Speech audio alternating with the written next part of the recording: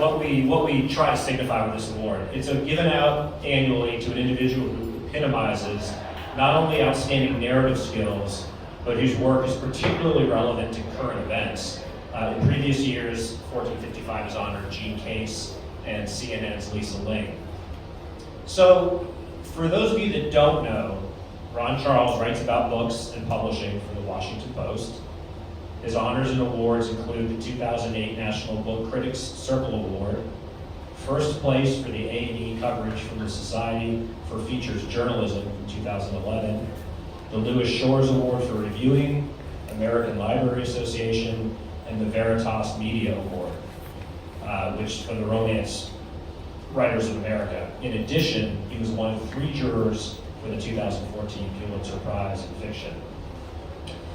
Ron has developed a large, loyal following who count on his regular insights, recommendations, and always impactful take on both the literary and cultural scenes in America and beyond.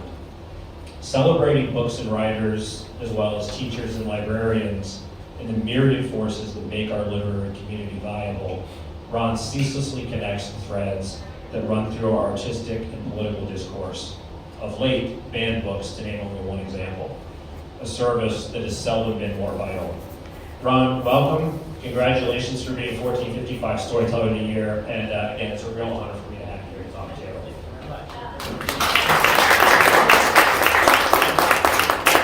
So let's just get right into it. I want to acknowledge that in addition to your passion and expertise, you've emerged, at least for me, and I know many others, as a role model for how to excel at an ostensibly old-fashioned job in a decidedly modern and complicated age, which is to evolve. I've watched the way you've embraced both industry trends and reality. For instance, the totally hip video book review, which, if anyone hasn't seen that, check it out. In terms of breaking barriers, reducing the pretension of what sometimes happens in our industry, it's everything we're talking about tonight. It's celebrating art, it's trying to make it accessible in the right ways for the right reasons, and I think it turns people on to things they wouldn't otherwise experience. I would love you to speak a little bit about what's changed and why it's incumbent upon anyone telling stories to try to meet the market halfway, and why you have to adapt to be heard.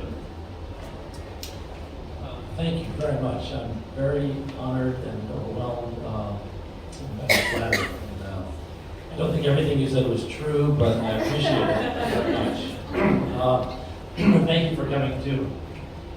I'm choked up during the poetry thing, but that's the high throat job. I am feeling fine. I've been tested. It's not COVID, it's just Irish emotionalism, for which there is no cure.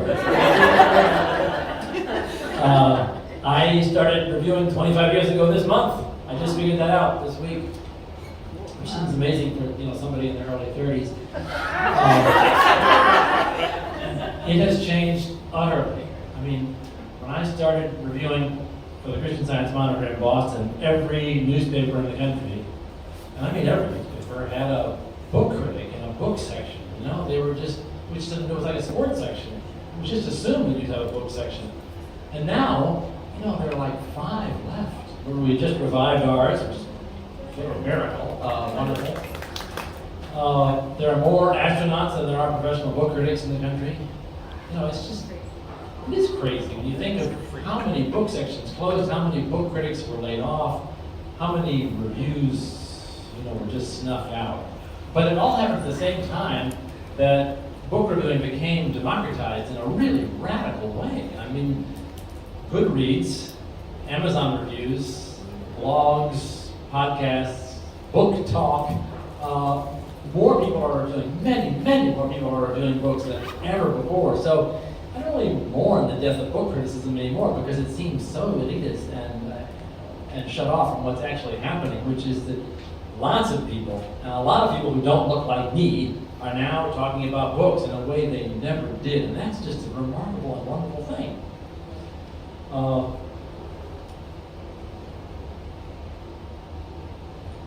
I completely lost the train of thought. Maybe I've arrived at the end. Well, my first question was to talk about blogs and Amazon, but I was like, you know what? He's going to inevitably talk about it, so I actually skipped the question. Okay. But what I wanted to do, because I wanted, it's both wanting to hear what you have to say, but also celebrating what you've done. You're being modest.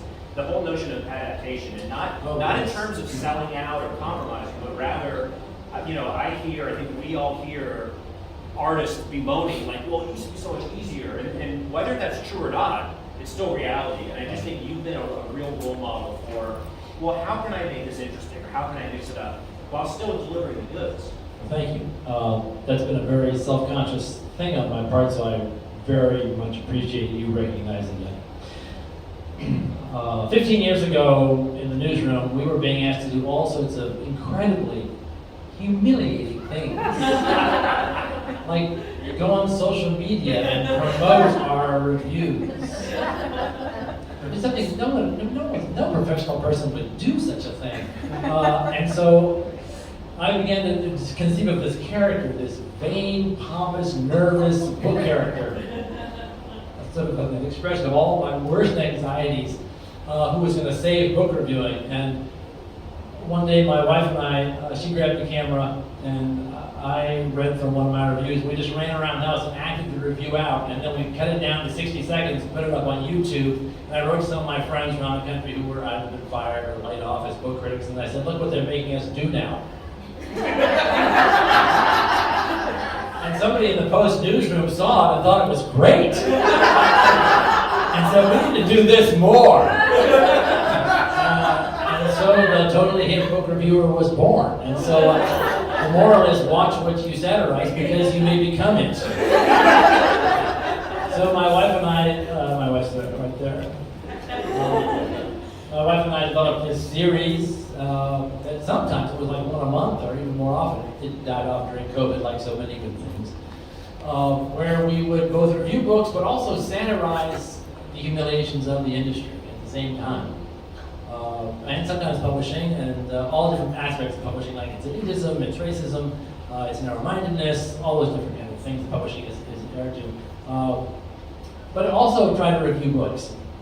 And I think it reached a different audience. It wasn't, alas, a very large audience, but it was younger people, silly people, people who appreciated kind of cerebral zaniness, which turned out to be a pretty narrow part of the market.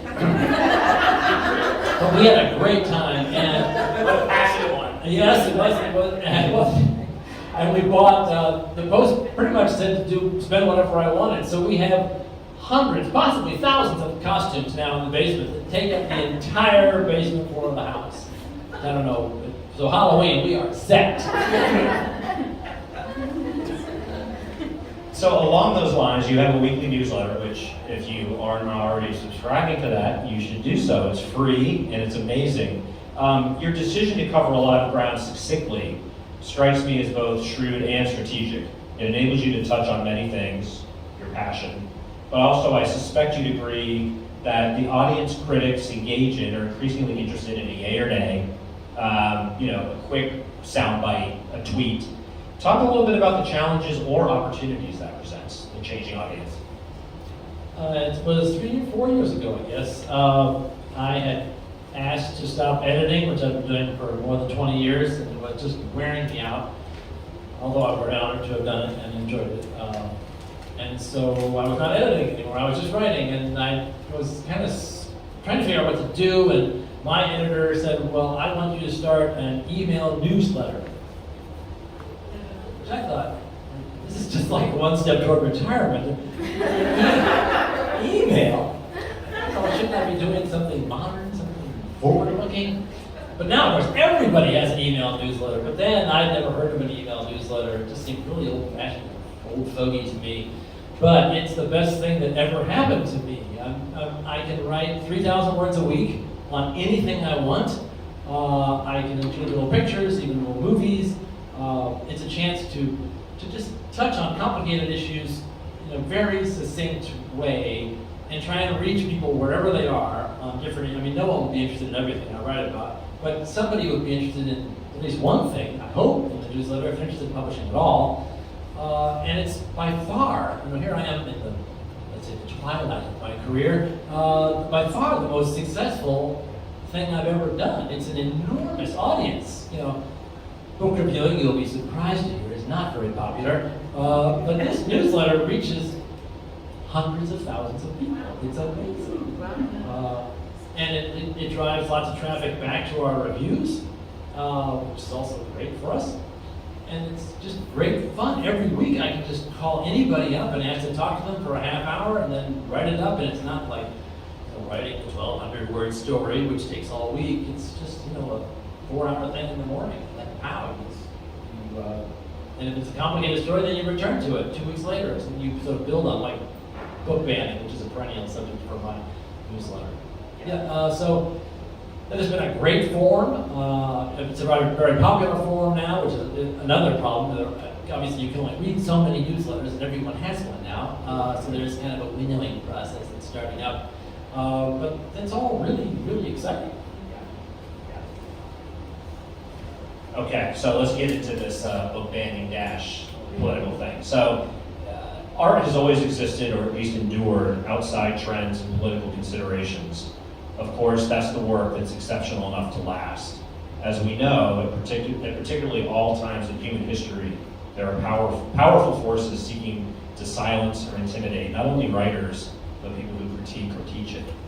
With book bans making a most unwelcome comeback, Ron, in your opinion, are writers and teachers and critics being unduly impacted by the socio-political climate, or does history show it's always been thus? No, I think this is a really different and toxic climate. When I saw the ads that your new governor ran, which were based about getting Beloved, which was described by that woman as what the most horrific, most graphic thing she'd ever heard, and how could her son read this? I mean, those ads were deeply offensive and deeply racist. And the fact that that is now the playbook, because he was elected, it's now the playbook across the country in Republican states, is really alarming to me. Of course, people always selected books they wanted to read and excluded books they didn't want to read. But in libraries and schools, there are established processes to do that in a way that makes sense and has some cultural value. To just be driven by these groups that come in from out of state with their lists to try to embarrass people by standing up in school boards or at library boards and reading out selective dirty parts of classic novels is grotesque.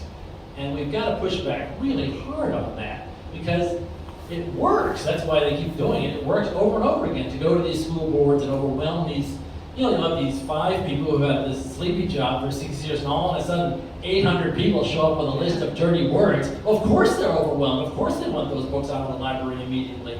So we've got to make sure that there are another 800 people there at every meeting to push back and say, no, these books are important. I think a 17-year-old boy could read Beloved and not be ruined. I think my sophomore daughter could read I Know Why the Cage Bird Sings and be inspired and not be upset. You've got to have real testimonies. And I've seen some video school board meetings and library board meetings where people show up and talk about how certain books kept them from committing suicide or got them out of drugs. And it's incredibly moving, and it's more moving and more powerful than Moms for Liberty showing up with their dirty words. So it does work to push back hard.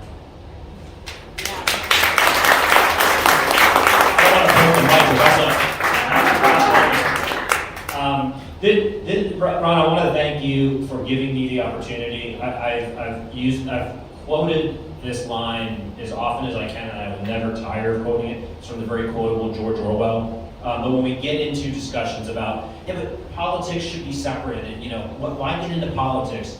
George Orwell back in the 40s wrote, the opinion that art should have nothing to do with politics is itself a political attitude. What I think that shows, right, is that there's an equally powerful voice, and it's a very moneyed voice that wants to stifle dialogue, that wants to stifle discourse and enlightenment. But Rob, without wanting to put you on the spot, or not that I have any problem turning political, but without wanting to get into with a capital P politics, I've noticed and appreciated that you don't shy away. I think some of it obviously is the times we're living in. But I would love you to talk a little bit about whether it's certain freedom you have at this point in your career, or it's a reflection of the trends or your own personal urgency. But you definitely go there, and in my humble opinion, it's never gratuitous. It's never cheap, but you mix it up and you state some things that I think need saying in a way that I wonder the newsroom would have maybe quieted down 10 years ago. Maybe just talk a little bit about your own feelings toward what you write and what worries, if any, there are. Thank you. Yes, part of that is not being an editor anymore. The Post editor should not be taking political stands or and speaking in a sort of political way that I do. Reporters shouldn't be doing that either. But columnists are free to take strident positions and make themselves clear, and that's what I am now. Certainly critics take political positions. I do get some pushback, which I appreciate, from readers who tell me that they want to keep politics out of discussions of books, and to me that's just ludicrous. I mean, books take place in a political climate. Books have political content. Novels, I write mostly about novels. Novels capture the political era in which they are written and in which they are read. And so of course you want to comment on that. To not would be to silence an important part of a book. And so more and more I feel free to write about that in a and I think it is more honest to be open about my positions than to just let my positions influence my opinions, but not let you know where I'm coming from. If I were writing, I wouldn't say that better, but and you know what I mean. So yeah, people know I'm a liberal Democrat. I think books should not be banned. I think Trump is a horrible person. I'm perfectly comfortable saying all those things and then writing about books in a way that reflects those values. I think anti-Semitism is an evil. I mean, these are just obvious things that I don't have any trouble using as the basis for critical decisions about literature. So when books have female characters that seem to me trite or based on old-fashioned chauvinistic ideas, why not call that out? When people with special needs are sentimentalized in fiction, why not call that out and say what that is? That's just part of reading a book as a moral person, which you should do. Books are not just for entertainment, although they certainly can be and should be, but they also should enlarge our sensibilities and our sensitivities and make us think about how we behave in the world. I want to open up the floor for, well, yeah, please. Why don't we pick this guy for Storyteller a year? So, during the time that you've been doing this job, the publishing industry has consolidated from, a dozen solid publishers to now maybe 5, and then you have... Soon to be 4. Oh, 4. Yes, soon to be 4. Let's hope not. And then, smaller independent houses that are doing really good work. But, and now you have all of these self-published books. It feels like everybody wrote a book during the pandemic, and everybody now is out there putting it out into the world however they can, and that's a great thing. But how do you decide what to elevate? How do you decide what gets the attention and what deserves your attention, and how do you decide what deserves your attention? We have not figured that out yet. It's a perennial concern, though. So the legacy publishing industry is putting out maybe 60,000 books a year. We review about 1,000. Self-publishers are probably, nobody knows, but maybe 1 million books a year. We review 1,000. There are more of us now than there used to be, but there's still only 5 or 6 of us. So we're receiving about 100 to 150 books a year. In the fall, it goes up to 200 books a day. 200 books a day. So we're not reading all the books and then making judicious decisions about what to review. We're using advanced reviews, what we know about the author, what we know about the publisher. We're trying to create a balance of different kinds of people, different kinds of subjects, different kinds of genres. But it's a guess. It's triage every day. We have not figured out any way to evaluate self-published books, so we just don't. We rely on that incredible winnowing process to get an agent, to get an editor, to get a publisher, to get someone to put money behind your book as a way of funneling down the book collection to something we can deal with. But we know we miss great self-published books every day. I don't know. I have not figured out how to do that. It's not my job anymore to figure that out. Once in a while, I self-publish book, great examples, Wool, 50 Shades of Grey.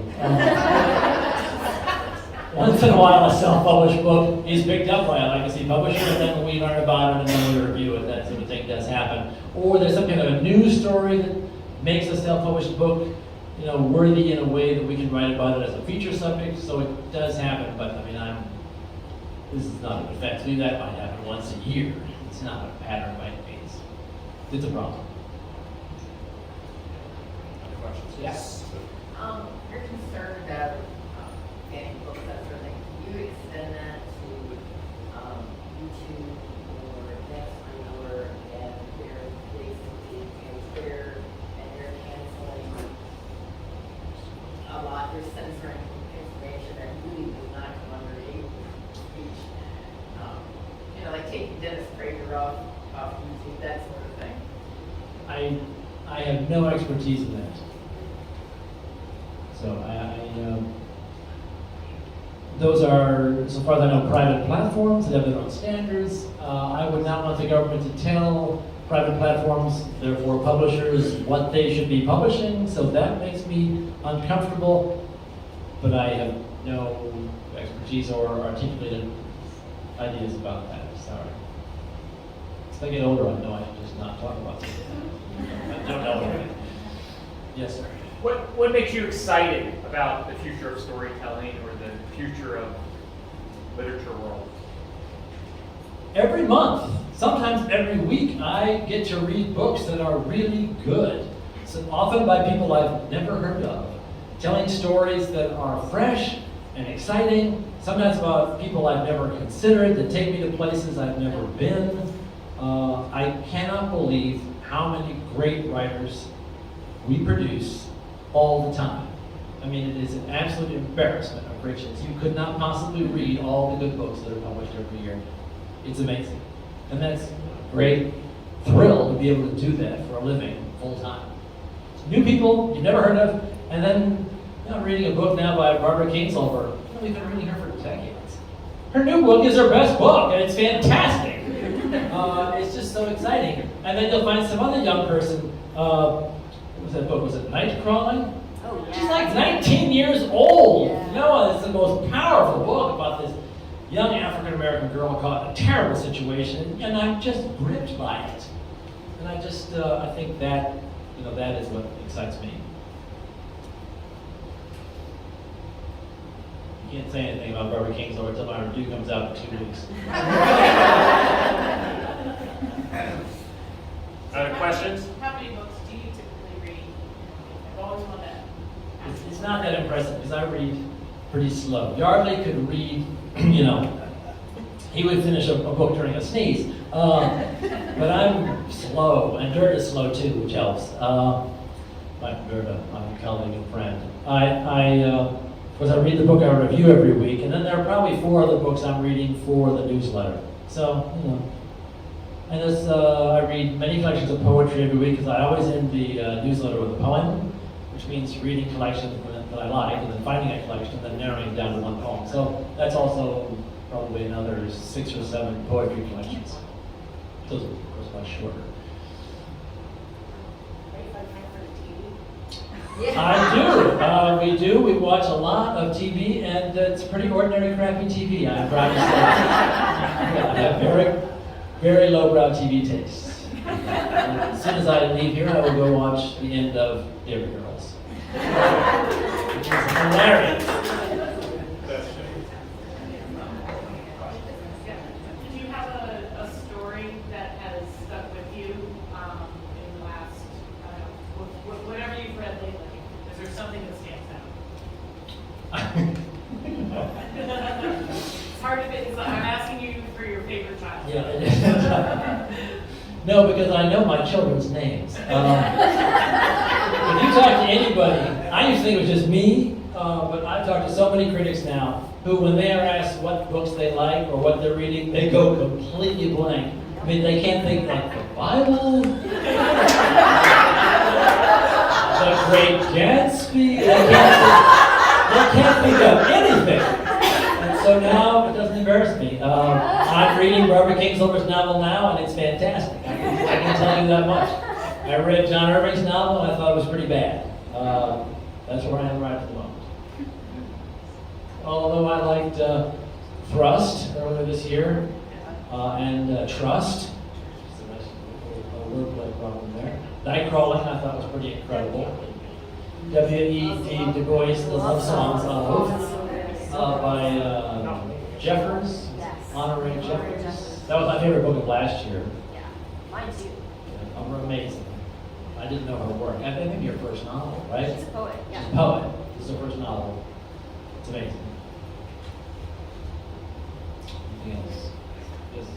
So are you a digital art reader, or do you work with the physical copies that are sent to you? Have you moved towards that digital stuff, or are you still getting the piles? Yeah, I still get the piles, Yeah. which is a real physical problem in the house. The books have completely taken over the house. We were always horrible housekeepers, but we don't have a chance now. The piles are everywhere. We don't know what to do. It was really during the Pulitzer Prize. They send you every book, and everybody who has $100, can submit a book. It turns out a lot of people used to have $100, and so it just broke us. About 500 books poured in all at once, pretty much, and then all processes that we used to have, and now, 5 or 6 books show up every day, and so that's, 100 a month, and there's nowhere to put them, and I don't have the strength anymore to carry them out, and no one will pick them up. It just goes on and on. It's a slow-moving fantasia at our house, made out of books instead of water. I want to read ebooks, but I can't take notes quickly enough, and I've been at it too long to switch, and so I still write constantly in the margins because I have no short-term memory. So all my marginalia is like people's names and where they were born, and what city we're in, and the kinds of details that I won't be able to remember when I have to write the review. But the other reading I do for the newsletter, most of that is online because I can read super fast on the e-reader and get through a book. I just read a book yesterday I thought was delightful called Blurb Your Enthusiasm by a British copywriter, and it's all about the history of what they call blurbs, we would call jacket descriptions. It's quite charming, so I read that on e-reader really quickly.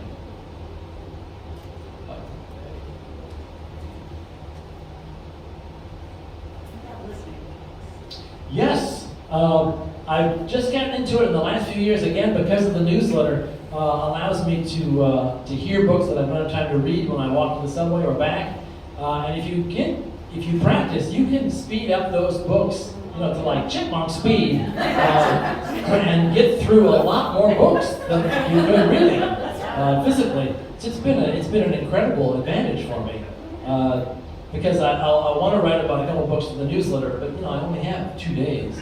And so I can just speed those puppies up and get through them. And since I don't have to review them, I don't have quotations and stuff. I just have to give an impression of the book and a recommendation, 300 words. That's good enough to just hear it and go. Yeah. And I know if there are any audiobook performers out there, what I just said is a horrible sacrilege.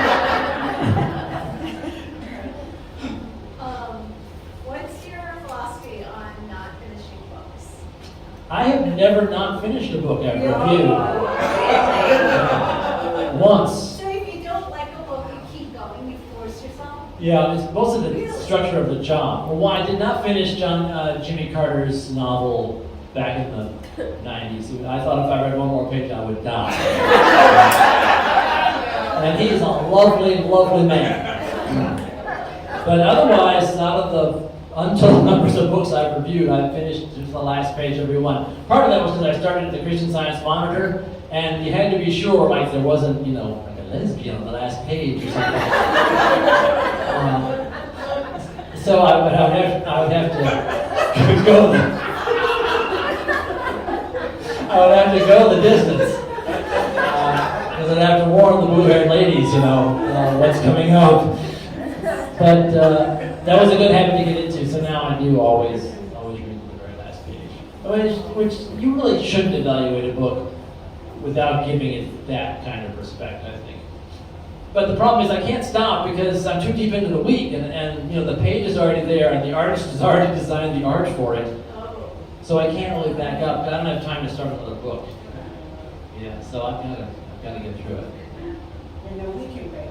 Yes, and you should. I think I have no sympathy for people that tell me they feel they must finish a book. I mean, where does that come from? You're not in school. You're not being paid. There are too many books. You should stop the minute that book isn't working for you. That's crazy to keep reading a book that you think is boring or doesn't speak to you. Just move on. So, how do you, I'm just curious how you get into your reading zone. Like, do you have like classical music playing in the background? Do you have like a YouTube video like white noise playing? Do you have to go to Starbucks and have all that stuff? All that. Are you just that disciplined? Yeah, I can't. Are you just that disciplined? You can just, in some way, just crank through these books? This sounds horrible, but you know, it is a job. And you just do it. It's you don't wait to be inspired or moved. I have to read 100 pages a day because I can't read 200 pages a day. Well, you know when you vacuum? Believe me, the vacuum has never run in our house. Too many books. So, I mean, throughout my day, even now, I know exactly where I am in the book and how many pages have to be read, and it just.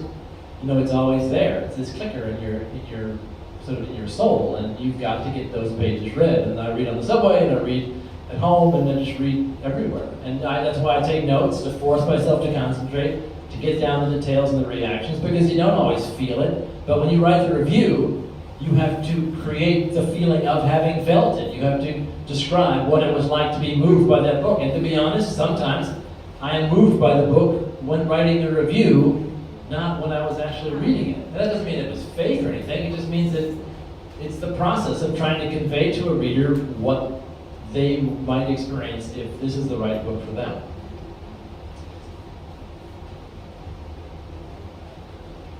How do you interpret something that you've read with all its subjective ramifications of your interpretation vis-a-vis the audience who have their own interpretations of reading the same book? The best I can do is be honest about my own reaction. And I think that's the value of having regular book critics, although I love all the freelancers we use, and I think they do great work and they supply wonderful diversity to our pages in every way. But I think there is value in having regular book critics, theater critics, movie critics, because you kind of get to know their taste.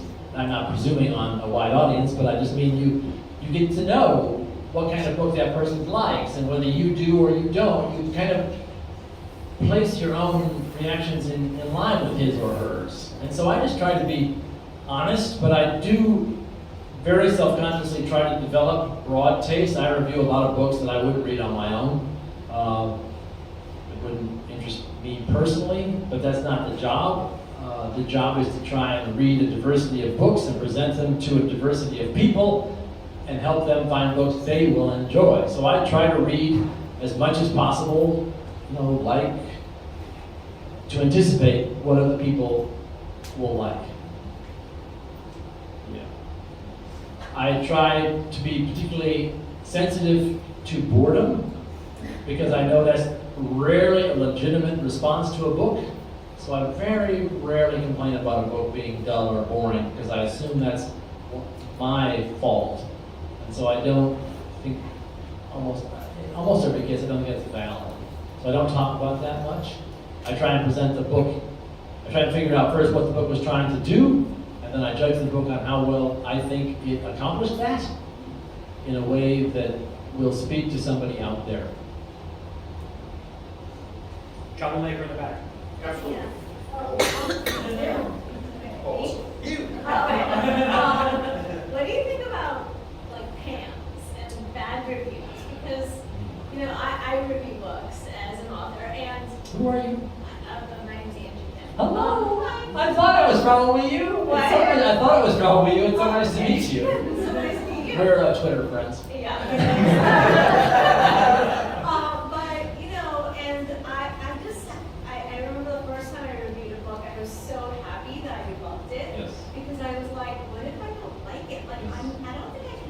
bad things about other authors. You know, we're in the same community, it would be so comfortable, and I guess you're not like in the, you know, like another author, but even so, what do you think? What are your thoughts? It seems so comfortable. Yeah, I think it's horrible. Yeah. It makes me physically ill to pan a book. Yeah. My wife will confirm this. I don't sleep. It makes me really sick. As Richard Ford or somebody said, even writing a bad book is really hard. It takes years. I think you should pan rarely, only with the biggest authors,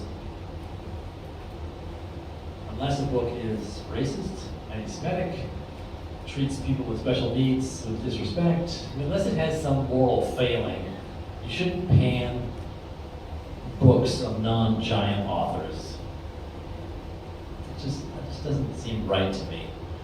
If you don't like a debut novelist, I mean, unless it's been like wildly overplayed, you know, with one of these $10 million debut type things, if you don't like it, just put it down, move away, and find something else. And in those cases, I have dropped reviews and found something else.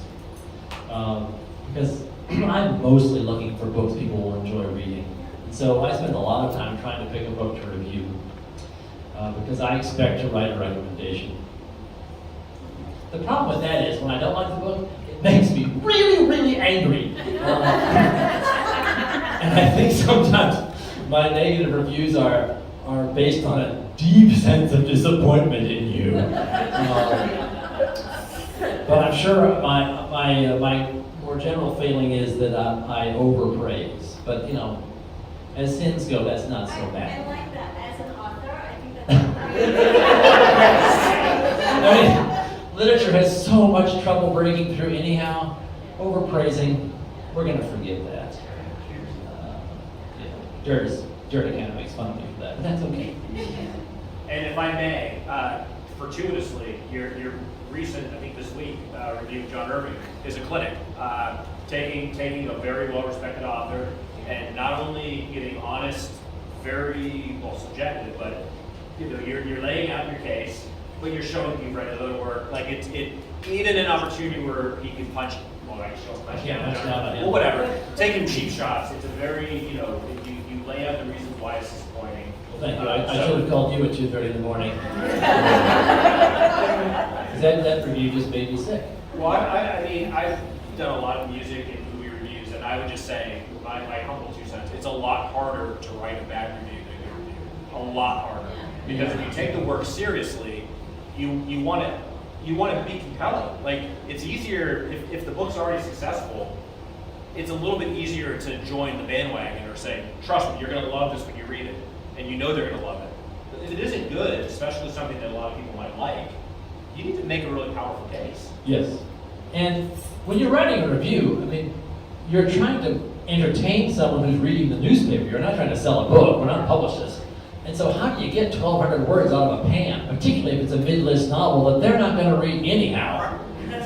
So you're like, here's a book you've never heard of. Don't read it.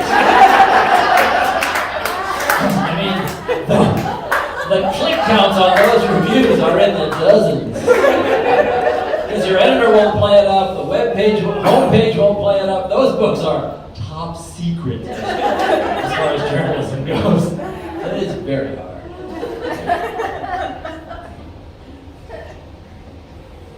Have you thought about writing a book? I have, and I did try, and I'm glad I tried because it's really hard. It was very hard to get people to move around, physically to move around and do things. It taught me, I think it made me a more sympathetic reviewer. I did not finish, and I don't feel at this point compelled to finish. Part of that is the fact that I see so many books, you know? I know the world is filled with mediocre books, and I don't think it needs another one from me. And so it's an act of kindness that I don't write a book. But I do love, I write 4,000 words a week, so I do produce a novel's worth of matter every year, but But that is not the same as writing a novel, which is, you know, a really difficult work of art to construct. I am still in awe. Have you ever come across a book where you felt something inside you went, uh-oh, this is plagiarism? No, my colleague did with a very famous and very beloved scientist. And the process of exposing that was horrendous and made us all feel horrible. Yeah. So I've never been in the process. I'm listening to Beth Ann Patrick's podcast, which I highly recommend. And one of her episodes was about just the most wild case of aggressive plagiarism I've ever heard of. But I've never run across anything like that. You do start, if you read enough, if you've experienced, you do start to notice certain plots, certain characters, certain motifs being used over and over again, but that's a totally different thing. It's as old as time. I was wondering, as a child or boy, what books made you fall in love with reading? My mother was a teacher, and my father was hilarious. And my mother is a huge reader. So the house was full of books. She was always reading. We always read, and they read to us. And I still clearly remember my father reading Winnie the Pooh to me, and the two of us thinking it was just the funniest thing we'd ever read. And when I got to read those books to my kids and have the same experience, it was the best experience of my life. Here, here. So we're going to have some time for drinks and we can continue to talk. I just want to say I think it's abundantly clear why this is such a deserved, humbly given but deeply Thank you very much. honor. I just want to close by saying, Ron, I think it's so clear, and those of us that are in the industry, I can't not the industry, but those of us that talk to people that want to write or do write, we're always being asked, what's the secret? And I think it really comes down to you've got to believe it, you've got to want to do it, you've got to have a passion for it. And I don't know if I've ever talked or met anyone who exemplifies, I'm doing this because I need to do it and I believe in it. And if there's a career that you follow, that will happen, but I'm going to do this. So I want to acknowledge that and thank you because you're a real inspiration. Thank you very much.